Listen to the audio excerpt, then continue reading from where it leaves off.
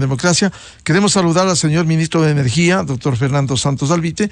Lo invitamos a un diálogo para conocer temas vinculados, como analizábamos hasta hace poco con los analistas económicos, el tema de la caída del precio del petróleo, pero es bueno conocer cómo va la producción del petróleo ecuatoriano. Pero quisiera empezar, señor ministro, con este último hecho de coyuntura, que hay disturbios en el bloque 43, bloque Ispingo-Edén, 12-16 Tibacuno, bloque 61 Culebra y Yulebra, que por este hecho se declararía fuerza mayor en las próximas horas porque está amenazada la integridad física de los técnicos, de los trabajadores.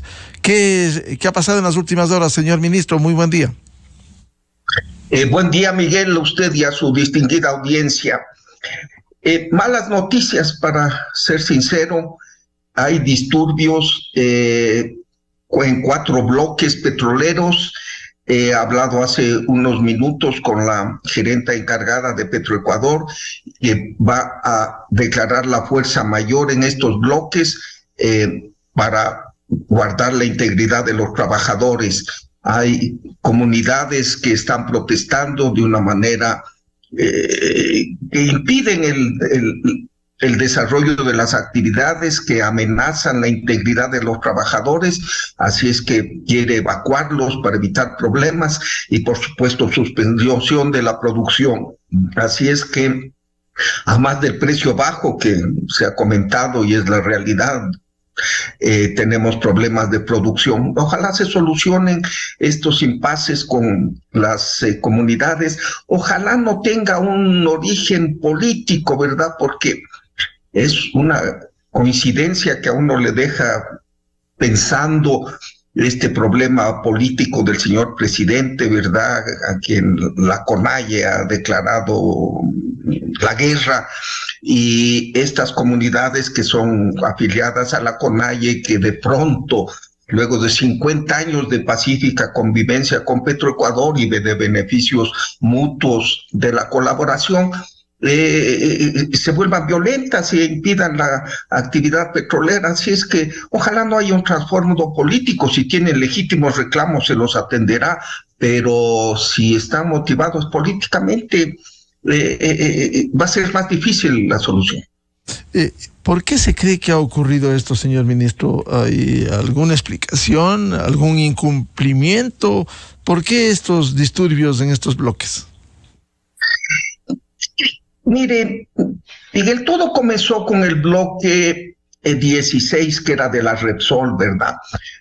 La compañía petrolera que operó los últimos meses del campo de Repsol, que quería una extensión de 10 años más en el contrato, y obviamente quiso tener como aliados a las comunidades y les ofreció acciones en la compañía y un montón de beneficios, y no se les concedió la ampliación, pero entonces ellos pidieron estos beneficios a Petroecuador, pero Petroecuador tiene que mantener una política uniforme con todas las comunidades, ¿verdad? No les puede dar a unas más que otras. Bien, entonces algún agitador, algunas personas que quieren pescar a río revuelto, les calentaron la cabeza a los señores del bloque 16, hicieron un pliego de peticiones realmente fuera de realidad.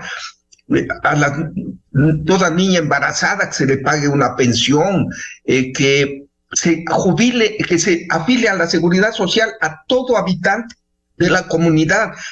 Esto es imposible. La ley de seguridad social dice que es uno empleado o autoempleado, pero no una persona que vive de independencia no puede ser afiliado, y cosas imposibles. Bueno, sigue latente el conflicto. Las otras comunidades también matizan sus peticiones con cosas absurdas, perdón, uso este término. Ayer me contaba la gerente de Petroecuador que hay una comunidad que viene a Quito de vez en cuando y a veces tienen trámites en la capital que hacer, que pedían que para alojarse aquí se les compre un apartamento en la avenida González Suárez, un sitio muy bonito, obviamente queda cerca de las oficinas del Estado, pero es un sitio sumamente caro, y Petroecuador no está en el negocio inmobiliario. También que se les haga una urbanización de 180 casas, esto hace el Midubi, ¿no? Así es que frente a peticiones, yo diría, justas, ¿verdad? Agua potable, escuelas, dispensarios médicos, piden cosas irreales que Petroecuador, la gerente no puede autorizar, viene la Contraloría y le glosa y puede tener más problemas. Así es que en el trasfondo de todos estos problemas estamos viendo una intención política, les soy sincero. Ojalá me equivoque, no es una afirmación categórica, pero parece que está coincidiendo con este problema del juicio al señor presidente de la República. Así es que eso lo hace más difícil, pero ya se ha pedido a las Fuerzas Armadas, con quien se tiene un convenio de seguridad, cuya ley de Fuerzas Armadas de Seguridad Nacional dice que tienen que proteger las instalaciones estratégicas, entre ellas la petrolera, que por lo menos pongan orden, porque hay 200 o 300 trabajadores que están aislados en los campamentos, son lejanos, con personas amenazantes. La comunidad de San Carlos fue en el bloque de Yuturi con lanzas, ¿verdad? Eso es agresividad, eso es atentar contra la seguridad de los trabajadores. Así es que ojalá se arregle, repito, pero nos está dando la impresión cada vez que analizamos más y más el caso, que hay un trasfondo político. Señor ministro, ¿qué implicará la declaratoria de fuerza mayor? ¿Cómo se va a intervenir para tratar de evitar que haya más disturbios y que se perjudique a los propios campos y a la producción?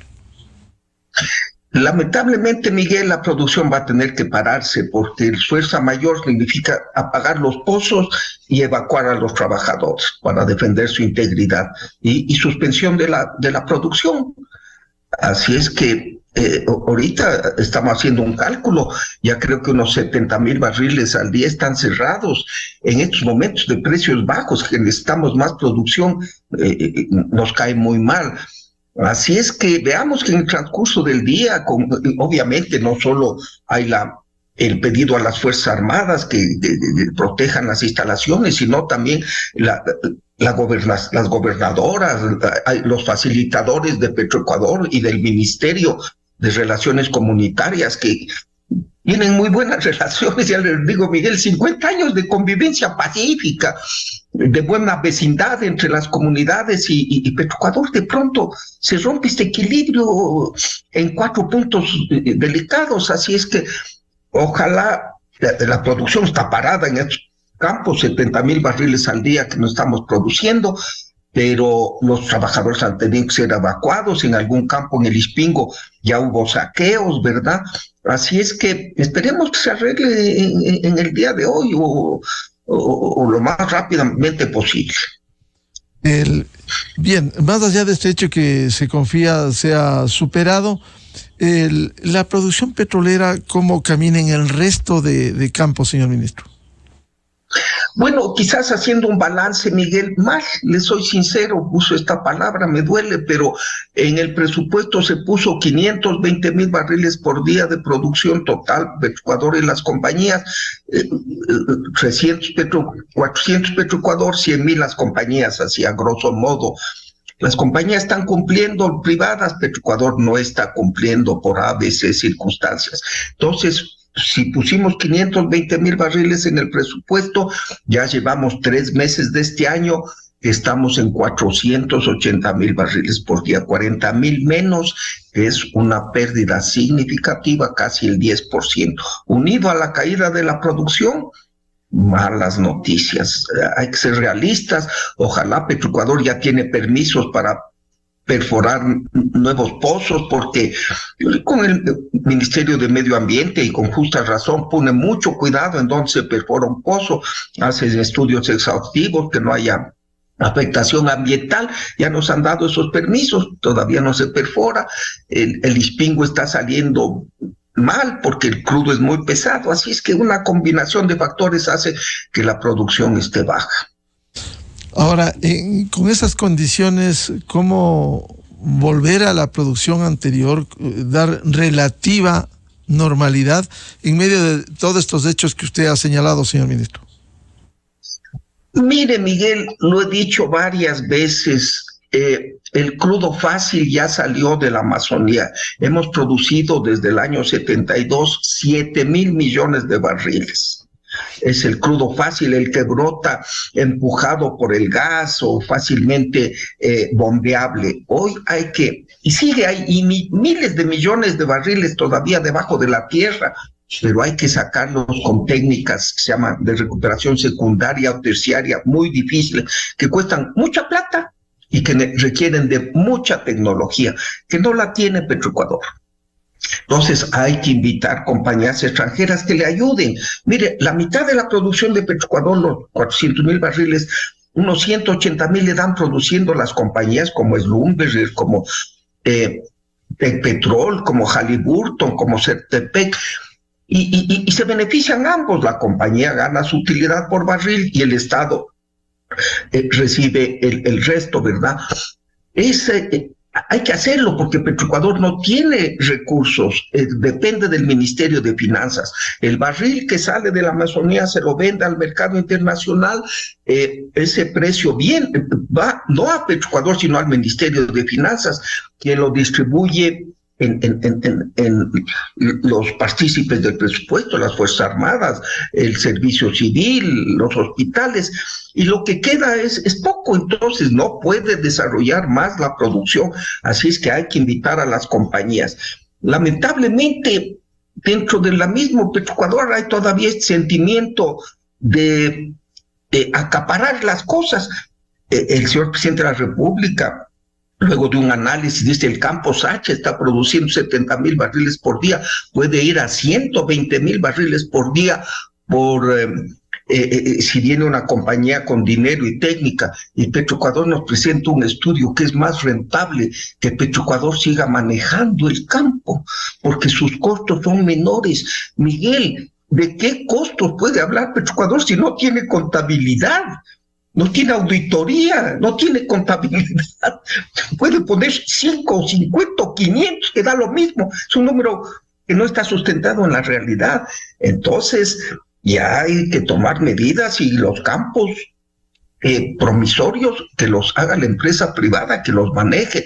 Petroecuador tiene oleoductos, refinerías, poliductos, se dedica a eso y a la producción de sus campos, así es que hay que atraer inversión extranjera. Obviamente, el inversionista primero va a pensar mucho porque ve que los campos son tomados por las comunidades a la fuerza. Eso no sucede sino en el Congo belga o en Papúa Nueva Guinea, ¿verdad?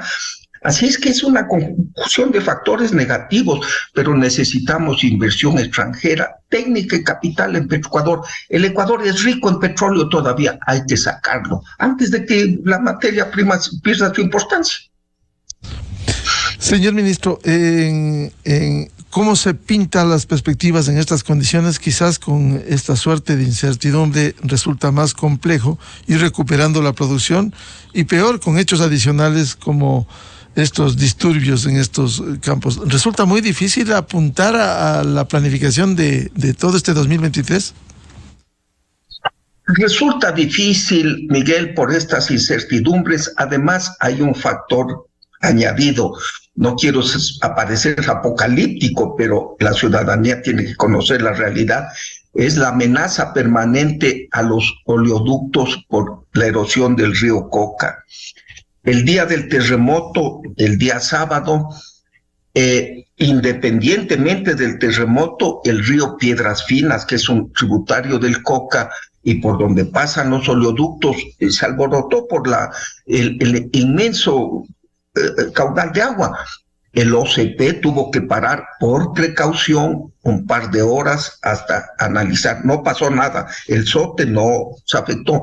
Pero ahorita comienza la temporada de invierno en la Amazonía y estamos atrasados, reconozco, en cambiar la ruta de los oleoductos. Y eso va a demorar tiempo. Así es que hay varios factores negativos. Obviamente son heredados de tiempo anterior, pero ya le digo, la solución, y el presidente de la República lo ha dicho, traigamos inversión extranjera para que colabore con Petroecuador, traiga dinero, traiga tecnología, el OCP puede cambiar las rutas si le extendemos el contrato porque ya se termina a fin de este año. Petroecuador necesita comenzar los estudios para el cambio de ruta. Las perspectivas son inmensas, Miguel, repito, bajo la tierra de la Amazonía hay miles de millones de barriles de petróleo, pero es difícil sacarlos. Así es que, y no tienen, el Estado no tiene ni el dinero ni la técnica. Trayendo compañías extranjeras. Estuve en Houston en una reunión de petroleros la semana pasada, la más grande del mundo, que se llama CERAWeek. Hay interés en el Ecuador porque es un país con potencial. Obviamente los problemas, hay países más atractivos. En la Guayana, por ejemplo, se vuelcan todas las compañías. Es un país que tiene 700,000 habitantes y va a producir 750,000 barriles por día en pocos meses.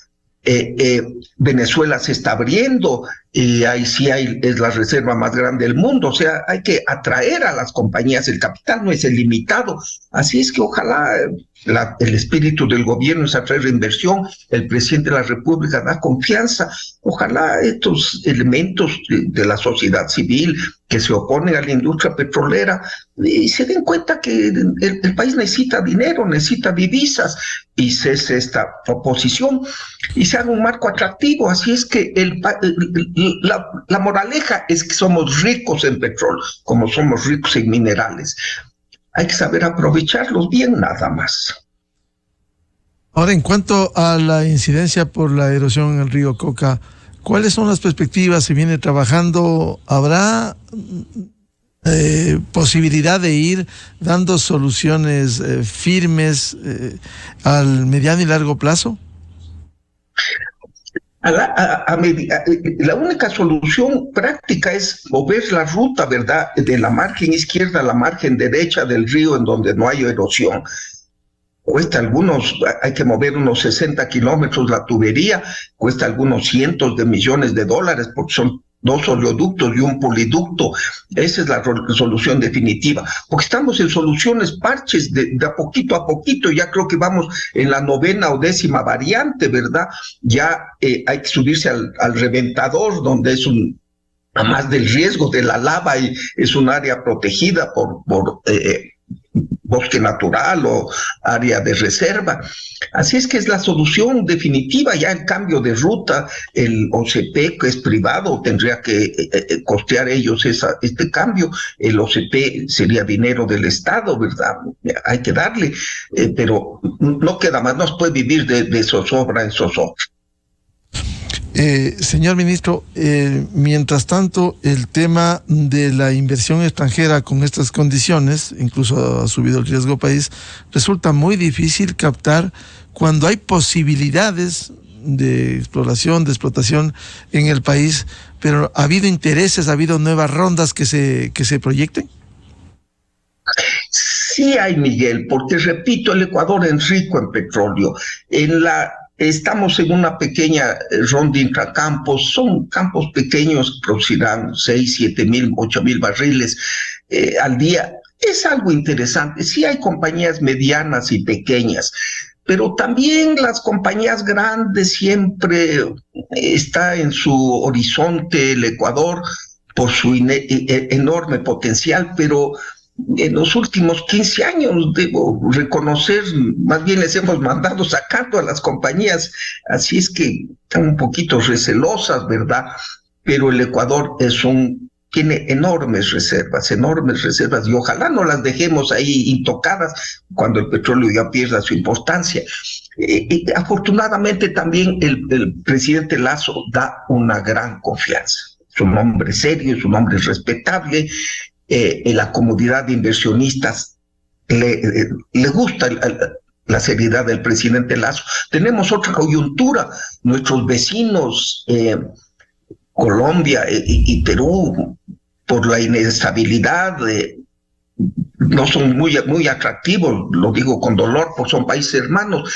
Así es que el Ecuador es una isla de atracción, pero algo nos está pasando, es que también hay ciertas fuerzas sociales que se oponen a todo por la violencia, ¿no? Eso al inversionista no le gusta, lo que quiere es armonía para hacer un negocio dentro de la mayor tranquilidad y respeto a las normas. Así es que el gobierno está dispuesto, tiene un gran prestigio, lo he visto en estos foros internacionales. Al presidente Lazo se le tiene enorme respeto, pero hay fuerzas sociales, y las digo con nombre y apellido, la CONAIE, que se opone a la minería legal, madre mía, a una actividad lícita y beneficiosa para el país. ¿Cómo se puede poner alguien sensato?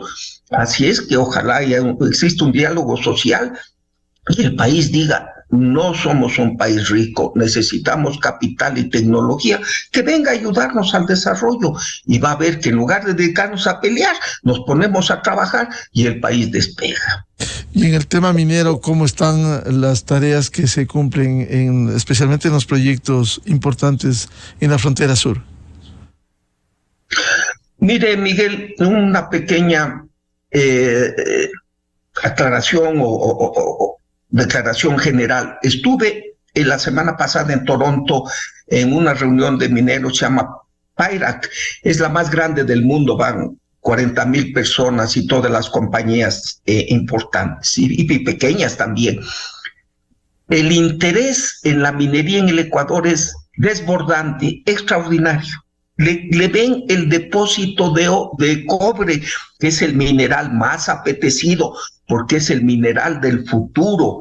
Un pequeño ejemplo: un automóvil eléctrico es menos contaminante, utiliza 8 veces más cobre que un vehículo a combustión interna, los vehículos existentes. 8 veces más cobre se necesita para los nuevos vehículos. Y dicen que el Ecuador puede tener tanto cobre como el Perú o como Chile, que son los más grandes productores del mundo.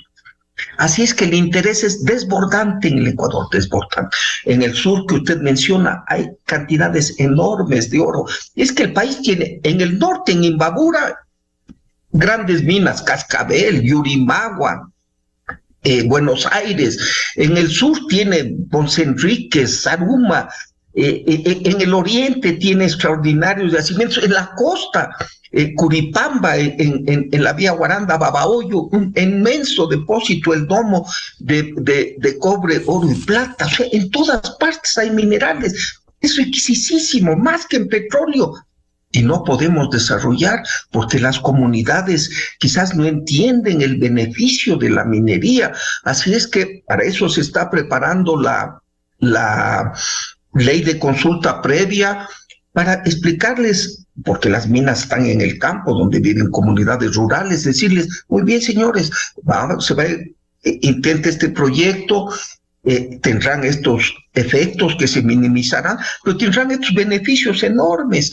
Así es que, Miguel, me he quedado atónito, sorprendido del interés hacia el Ecuador. Le cuento una anécdota. En la conferencia que di el Día del Ecuador, cuando la presentación del Ecuador, había gente parada, había un auditorio para 200 personas y había gente parada. Después me contaron que países vecinos hicieron también su día, no había ni la mitad. Me he quedado sorprendido. Así es que ojalá la ciudadanía exija a la mayoría de la población: pongámonos de acuerdo y facilitemos la minería. Es el futuro del país. Y señor ministro, esa buena imagen, ese interés por el Ecuador, ¿cómo pudiera traducirse? ¿Qué haría falta para que haya mayor inversión extranjera? El rato que se dicte la ley de consulta previa en consenso con las comunidades y se aclare el panorama, se diga: verá, la minera tiene que hacer esta consulta, atender a estas necesidades prioritarias de las comunidades, y las comunidades a su vez se comprometen, obviamente, a dar la mano de obra y a permitir el trabajo pacífico de las mineras, sin amenazas, sin invasiones, armonía. Ese rato se abre la cortina que está cerrando al país y vendrán torrentes de dólares de inversión en la minería, torrentes, Miguel, no exagero. Las compañías más grandes del mundo, las 5 más grandes del mundo, me visitaron en Toronto. Por favor, señor ministro, abran el catastro. Queremos nuevas concesiones. Las que están operando, dennos seguridad y van a ver cómo cambiamos el Ecuador. Pero lamentablemente usted le tiene a una minoría como el señor Issa y a quien como ser humano le tengo el mayor de los respetos, diciendo que no va a permitir la minería legal. Se asustan, dicen, no nos van a atacar, no, ¿para qué vamos a ir a crearnos problemas? Así es que el rato que los dirigentes comunitarios del campo y las autoridades llegan a un acuerdo, Miguel, así como el año 72 cambió el Ecuador de un país atrasado, pobre, gracias al petróleo, a un país de ingreso mediano, con posibilidades de educación, de salud, de movilidad, un nuevo país. Así puede suceder con la minería. ¿Quién es el obstáculo? Una ciega oposición de una minoría agrupada en la CONAIE, cerrados contra la minería. Eso es una posición política, muy bien, pero no pueden parar el desarrollo de un país. Somos 17 millones de ciudadanos que necesitamos servicios, necesitamos bienestar, y parados ellos, no, sobre la mina de oro no la dejo topar. Pero por favor, no es de ellos, es de toda la nación. Así es que el rato que el único problema es esta oposición social de ciertas comunidades. Hace poco Ferrourco, una compañía en el sur, una mina enorme que está descubierta hace 40 años, fueron las comunidades, le pidieron a la compañía que vaya y reinicie los trabajos.